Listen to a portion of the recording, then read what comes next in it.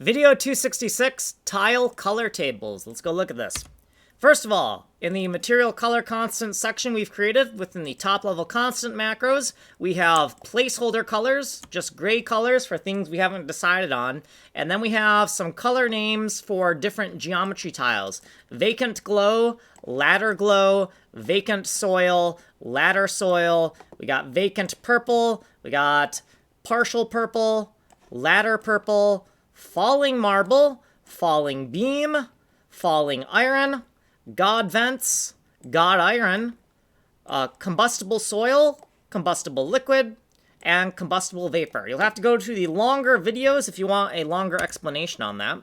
We have a lookup table that is going to take the layer, tile value, and color enumeration and spit out a hex color. So this table right here is in the top level lookup table section, and it has 192 elements in it. There's a lot of stuff in here. So here's our geom hex colors. The first one is an empty tile, so everything's 0, and then you can see these names that we previously went over in the constant section here. Then for the hex colors for bombs, there's nothing here yet because we're going to focus on geometry. And here's the fata hex colors, also empty because we're going to focus on geometry. A checksum right here to make sure we have 192 elements. Disallowed macros in the illegal section.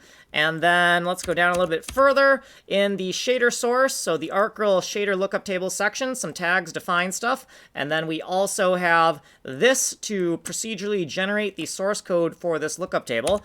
And we had to modify the pre-processing function. So this pre-processing function right here, we had to add our new lookup table to the pre-processing function and increment this by 1.